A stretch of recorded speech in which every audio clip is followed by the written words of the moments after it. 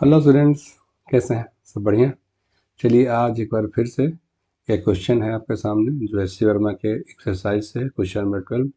काफ़ी प्रचलित क्वेश्चन है, बच्चे आए दिन इसे पूछते रहते हैं और इससे आप बहुत कुछ सीख भी सकते हैं। ये रेजोल्यूशन ऑफ वेक्टर के कॉन्सेप्ट पे बेस्ड है। और चलिए हम लोग ये देखते हैं क्वेश्चन में क्या दिया हुआ है। राइट, देखिए ऐसा है, A1 A2 A3 A4 A5 A6 देख ही रहे हैं। यहाँ से एक ऑर्डर में एंटी क्लॉकवाइज बिछा हुआ ये A1 A2 A3 है ना। और रेगुलर हेक्सागन, तो रेगुलर का मतलब समझ रहे हैं, ये जाना जरूरी है। रेगुलर का मतलब हो गया कि इसके हर एक साइड का लेंथ सेम होना चाहिए। ठीक है। Right the x component of vectors represented by the 6 sides taken in order. इसका ध्यान रखिएगा, टेकन इन ऑर्डर। इसका मतलब क्या हुआ, फिगर में जो आप देख रहे हैं एंटी क्लॉकवाइज है तो वही रहेगा, या क्लॉकवाइज है तो वही रहेगा, उसमें तब्दीली नहीं होनी चाहिए। ठीक है ना यहाँ तक। तो ये सारा एंटी क्लॉकवाइज में है और ये लग रहा है कि जहाँ से स्टार्ट हुआ है वहीं पे आके एंड भी हुआ है सारा का सारा।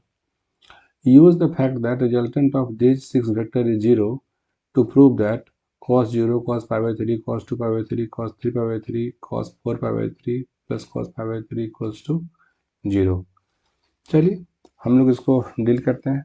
तो सबसे पहले हम लोग इसमें रेजोल्यूशन देखेंगे सारे फैक्टर्स का। तो आइए, और उसको उसको बनाने के पहले ज्योमेट्री भी डील होना चाहिए।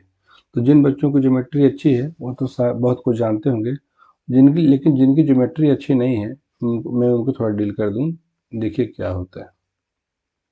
रेगुलर हेक्सागन की एक खूबी है, और वो खूबी ये है कि देखिए सबसे पहले इसको हम लोग मिला लें।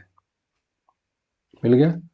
तो जितना भी एंगल होता है ना, जैसे कि आप यहाँ देख रहे हैं, यहाँ देख रहे हैं, यहाँ देख रहे हैं, यहाँ यहाँ यहाँ, अगर ये थीटा है, अगर ये थीटा है तो हम लोग इतना तो कह ही दें कि देखिए साहब 6 theta will be equal to 360 degree. यहाँ तक तो कोई दिक्कत नहीं हुई होगी। तो इससे ये मालूम चला कि theta will be equal to 60 degree. कोई एक ट्रायंगल ले लीजिए, जैसे कि ये देखिए, मैं इससे देख लेता हूँ। अगर इस पॉइंट को मैं ओ कह दूँ, इस पॉइंट को जैसे ये A1 A2 पहले से मेंशन किया हुआ है, ये थीटा हो गया। तो अगर वो सेंटर है तो OA1 हर हाल में इक्वल होगा OA2 का।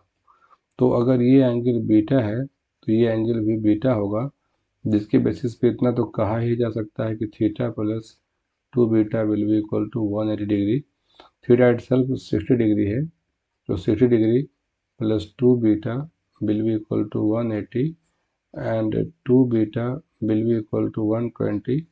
तो beta will be equal to 120/2 that is 60 degree. अब हम लोगों ने क्या देखा कि जितना भी थीटा है, ये देखिए जितना भी थीटा आप यहाँ रख लीजिए, यहाँ रख लीजिए, यहाँ रख लीजिए, हालांकि वो मैंने बीटा बनाया है, लेकिन बाय सिमेट्री जितना भी एंगल हम लोग यहाँ देख रहे हैं, ये जितना भी रेड कलर से मैंने यहाँ पे ऐसा कर दिया, ठीक है, सारा का सारा एंगल, सारा का सारा एंगल थीटा है ना। क्योंकि थीटा और बीटा हमने इक्वल शो कर दिया है, सारा का सारा एंगल, तो थीटा भी 60 और ये जो बीटा आया वो भी 60। तो जिसके बेसिस पे थीटा हो या बीटा, दोनों की वैल्यू 60 डिग्री। आई थिंक आप समझ गए होंगे, यहाँ तक तो कोई दिक्कत नहीं होनी चाहिए, है ना। ये जो ज्योमेट्री थी हम लोग को समझ लेना चाहिए शुरू में ही। अब आइए सबसे पहले हम लोग बारी बारी से डील करें। जैसे कि यहाँ से स्टार्ट करें, जैसे A1 A2 वेक्टर, ये कैसा होगा। मैं मान लेता हूँ कि जितने भी साइड हैं सबका मैग्नीट्यूड सपोज A है। A1 A2 will be equal to A vector along I cap. कोई दिक्कत की बात नहीं, ये वेक्टर तो ऑलरेडी एक्स एक्सिस में रिप्रेजेंटेड है ही। A2 A3 उसको हम लोग कैसे लिखें, तो ये हो जाएगा A cos 60 degree along I cap plus A sin 60 degree along I cap. ये भी ठीक है। फिर से हम लोग A3 A4 की बात करेंगे, तो ये A cos 60 degree along minus I cap plus A sin 60 degree along J cap. अब बोलेंगे सर ये आपने कैसे किया? तो यहाँ देखिए, अगर मैं इसको ऑरिजिन मान लूँ तो इसका एक कंपोनेंट इधर आएगा, उसको इसके बेसिस पे हमें नेगेटिव एक्स कहना चाहिए, तो उसका एक्स कंपोनेंट नेगेटिव हो जाएगा, लेकिन वाई कंपोनेंट वो अभी भी पॉजिटिव रहेगा, है ना। फिर A4 A5, फिर A4 A5, इसकी चर्चा कर लें। जैसा देख रहे हैं जो कुछ भी है वो ऐसा है ना। उसके बाद A5 A6, उसके बाद A5 A6, इसकी चर्चा हो जाए। A5 A6 वेक्टर, देखिए फिगर ढंग से देखिए। अगर ये एंगल ज़रा गौर करना, ये एंगल मैं बात करूं कि ये एंगल ऐसे 60 है, तो फिर यहाँ से ये एंगल क्या होगा, ज़रा गौर करें, गौर करें। ये कितना होगा? ये भी तो थीटा होगा। अब यहाँ देखिएगा, अगर ये थीटा है तो ये भी तो थीटा होगा। तो यहाँ से हम लोग ये कह दें कि ए यहाँ देखिए cos 60 माइनस आई में, ए cos 60 डिग्री माइनस आई में, तो वो हो जाएगा ए साइन 60 डिग्री माइनस जे में, है ना। देखिए ये वाला वेक्टर, एक कंपोनेंट माइनस आई में, एक कंपोनेंट माइनस जे में। दूसरा अंतिम ही हो गया, A6 A1 हमें चाहिए, A6 A1 वो कैसा होगा? तो ये हो जाएगा ए cos 60 डिग्री along आई कैप प्लस ए साइन 60 डिग्री, और ये हो गया माइनस जे कैप। जैसा कि आप देख रहे हैं, इसका एक कंपोनेंट इधर आएगा प्लस आई में, एक कंपोनेंट नीचे आएगा माइनस जे में, है ना। अब आइए बात करें, discuss. Use the fact that resultant of this 6 vector is 0। अब जरा सोचिए कि अगर हम इनको ऐड करेंगे तो 0 होना ही है, चूँकि रेगुलर हेक्सागन है, 0 होना ही है। उसके बाद right the x component of vectors represented by 6 sides taken in order. X component की बारी अगर आएगी तो हम लोग कैसे समझेंगे? देखिए आप समझें इस तरह से, एक्स कंपोनेंट, इसका एक्स कंपोनेंट, इसका एक्स कंपोनेंट, इसका x component, x component and x component, है ना। मेरा मानना है कि अगर कोई वेक्टर का रिजल्टेंट 0 हो रहा है तो उसके दोनों कंपोनेंट का इंडिविजुअल सम 0 होगा, दोनों कंपोनेंट का, एक्स कंपोनेंट और वाई कंपोनेंट। तो हम लोग ऐसा कहेंगे, सिंस, हम लोग समझेंगे इस चीज़ को। देखिए since A1 A2, since A1 A2 plus A2 A3 plus A3 A4 plus A4 A5 plus A5 A6 plus A6 A1 equal to 0। तो इसका मतलब जितना एक्स कंपोनेंट है उसका भी सम 0 होगा। This means x component, summation of x components, summation of x components ये भी 0 होगा, and summation of y components, summation of y components ये भी 0 होगा, है ना। ये बात तो होनी ही चाहिए। अब एक्स कंपोनेंट की बारी है, देखिए तो हम लोग उसमें ऐसा कहेंगे, गौर से, ए आई प्लस ए कॉस 60 डिग्री एलोंग आई कैप प्लस माइनस ए कॉस 60 डिग्री एलोंग आई कैप प्लस माइनस ए एलोंग आई कैप प्लस माइनस ए कॉस 60 डिग्री एलोंग आई कैप प्लस ए कॉस 60 डिग्री एलोंग आई कैप, इसकी वैल्यू 0 हो जानी चाहिए। अब ए कॉमन ले लेते हैं, तो एस कंपोनेंट की बारी है, तो आप आई को ओमिट भी कर सकते हैं, कोई दिक्कत की बात नहीं है, वो तो वेक्टर कंपोनेंट फिर हो जाएगा। ऐसे ही बात सोचिए, ठीक है ना।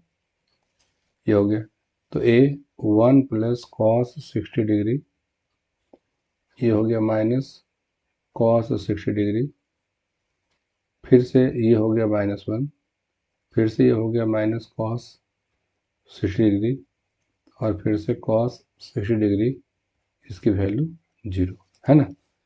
तो मैं इसको ऐसा लिखूं, 1 को मैं लिख रहा हूँ cos 0, ये cos 60 को मैं लिख देता हूँ cos π/3, और इसको फिलहाल आप लिखिए ऐसा -1/2, इसको फिलहाल ऐसा -1, फिर से -1/2, और फिर से मैं इसे बोल देता हूँ +1/2 इक्वल टू 0।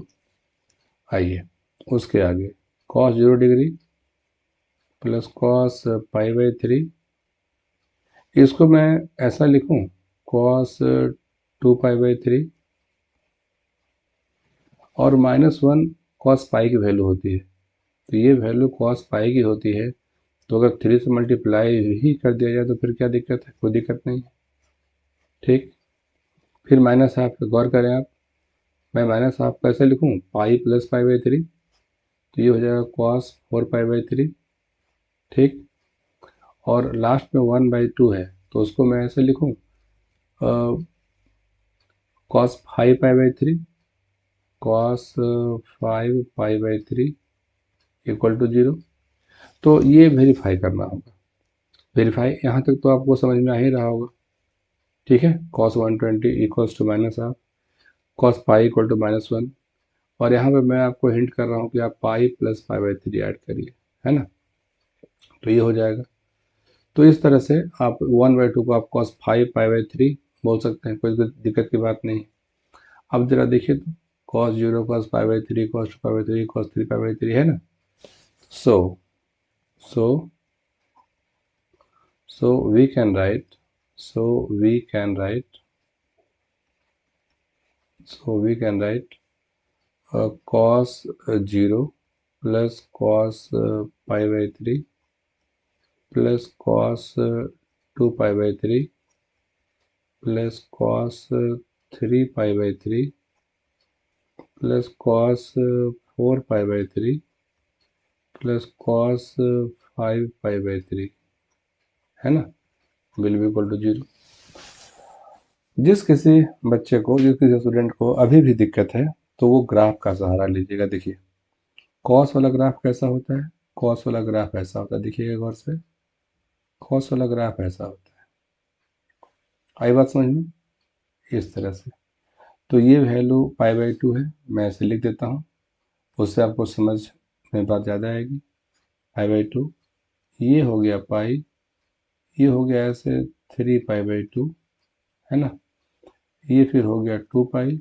बस आप यहीं से बात सोचिएगा।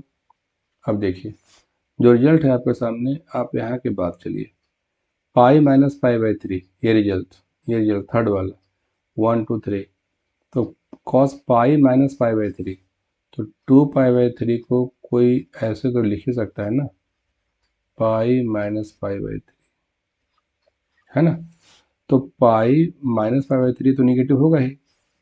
फिर देखिए पाई को कोई ऐसे तो लिख ही सकता है 3π/3, जो हमने यहाँ पे मेंशन किया। फिर पाई प्लस π/3, 4π/3 को तो ऐसे लिखा जा सकता है पाई प्लस π/3, है ना, हम लोग ऐसा लिख सकते हैं जैसे 5π/3 है, तो 5π/3 को कोई अगर चाहे तो ऐसा तो लिख सकता है 2π माइनस π/3, ये तो लिखा जा ही सकता है ना। तो आप फिर क्वाड्रेंट के हिसाब से कॉस की वैल्यू देख लीजिएगा। ये बात उनके लिए है जिनको ये समझ में नहीं आया, और जो बच्चे मैथमेटिकली साउंड हैं उनको तो समझ में आ रहा होगा, है ना।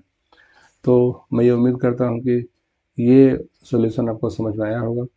कोई भी डाउट हो तो आप कमेंट में लिख भेजिए, आप फ़ोन कर सकते हैं डायरेक्टली, यहाँ पर सारे क्वेश्चंस को कंसिडर किया जाएगा और उसका आंसर भी प्रॉपर किया जाएगा। इसीलिए आपने इस वीडियो को यहाँ तक पूरा देखा, बहुत बहुत धन्यवाद।